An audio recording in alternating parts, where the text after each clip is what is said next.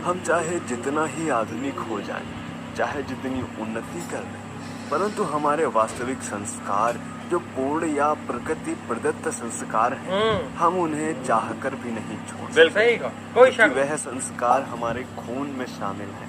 हम दुनिया के किसी भी धर्म का पालन करते हैं, परंतु हमारे ज्यादातर संस्कार सनातन ही रहते हैं। जिस प्रकार एक पक्षी या हवाई जहाज चाहे जितनी ऊंचाई तक उड़ ले, उसे लौटकर वापस जमीन पर ही आना पड़ता है और जमीन पर ही वह आराम करके थकान मिटा सकता है। ठीक उसी प्रकार दुनिया के जितने भी धर्म हैं, सनातन धर्म को छोड़कर सभी धर्म किसी न किसी मनुष्य द्वारा बनाए गए हैं, या यूं कहें कि वह सनातन धर्म से ही निकले। भले ही बहुत से लोग विभिन्न धर्मों में परिवर्तित हो गए हैं, लेकिन आप स्वयं अनुभव करते होंगे कि वास्तविक शांति तो सनातन धर्म में ही है। यह बात तो वैज्ञानिक भी सिद्ध कर चुके हैं कि सनातन मात्र धर्म नहीं बल्कि एक प्राचीन विज्ञान है। स्वामी विवेकानंद जी ने सभी धर्मों का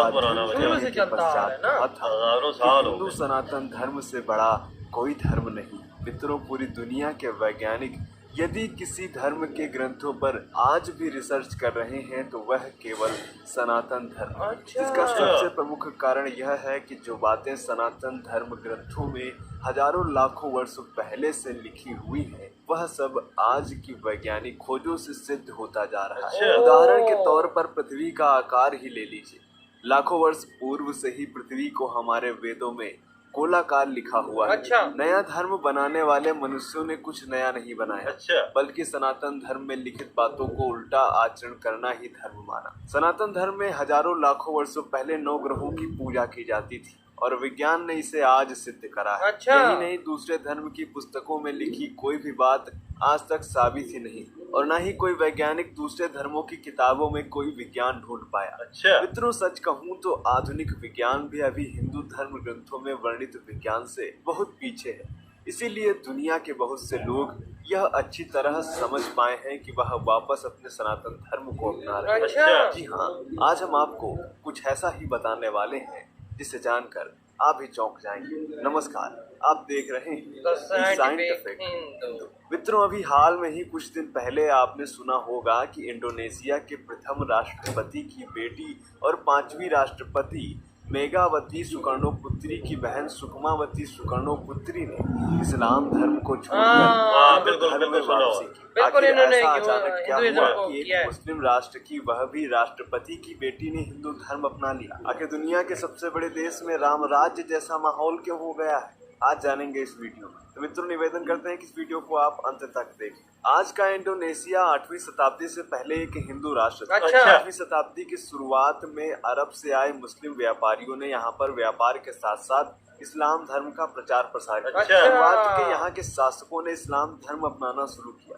धीरे धीरे पूरा इंडोनेशिया एक मुस्लिम राष्ट्र में परिवर्तित हो गया, परंतु उन्होंने अपनी सनातन संस्कृति व पहचान बनाए रखी। आप सब यह तो जानते ही होंगे कि इंडोनेशिया भले ही एक मुस्लिम राष्ट्र है, फिर भी वहाँ की राष्ट्रीय पुस्तक रामायण है। साथ ही यहाँ की राजकीय मुद्रा पर भी गणेश जी और लक्ष्मी जी की मूर्ति आज भी अंकित है। इंडोनेशिया के कोने कोने में आज भी आपको हिंदू मंदिर मिलते हैं। क्या बात है यार। मित्रों, आज तक जहाँ जहाँ इस्लाम पहुँचा है वहाँ मंदिर, मूर्तियाँ व प्राचीन संस्कृति पूरी तरह नष्ट कर दी गई, लेकिन इंडोनेशिया में प्राचीन संस्कृति आज भी सुरक्षित। इसका सबसे बड़ा कारण है एक प्राचीन भविष्यवाणी।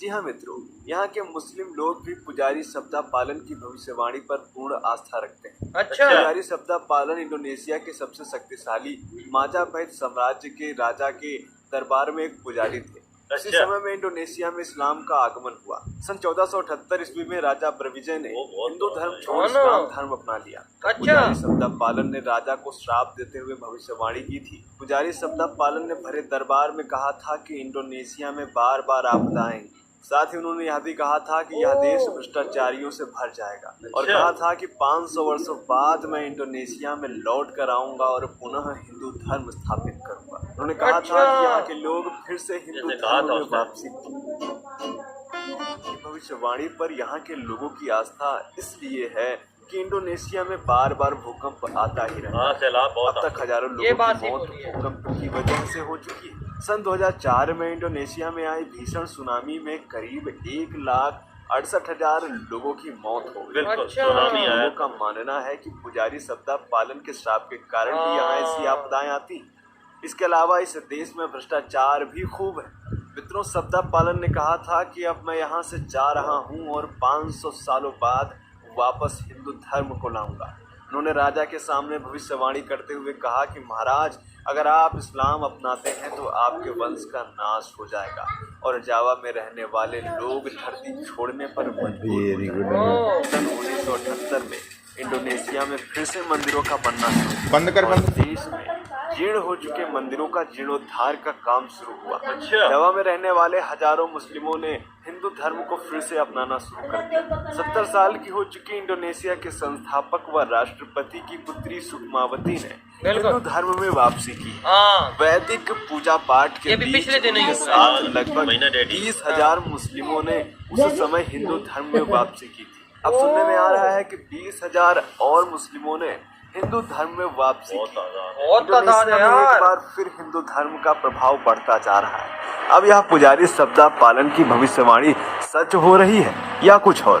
परंतु एक बात महत्वपूर्ण है कि जब स्वयं राष्ट्रपति की बेटी ने हिंदू धर्म को अपना लिया है तो हम ये कह सकते हैं कि इंडोनेशिया में राम राज्य आना तय है। इस तरह इंडोनेशिया एक बार फिर से हिंदू राष्ट्र बनने की ओर अग्रसर हो रहा है। तो मित्रों, लगभग 15 से 20 दिनों में ही इंडोनेशिया में 50,000 से ज्यादा मुस्लिम हिंदू धर्म को अपना चुके हैं। इस वीडियो के विषय में आपकी क्या राय है और इस खबर पर आपका क्या सोचना है, आप भी कमेंट करें। तो यार इसी के साथ हुई ये वीडियो खत्म यार।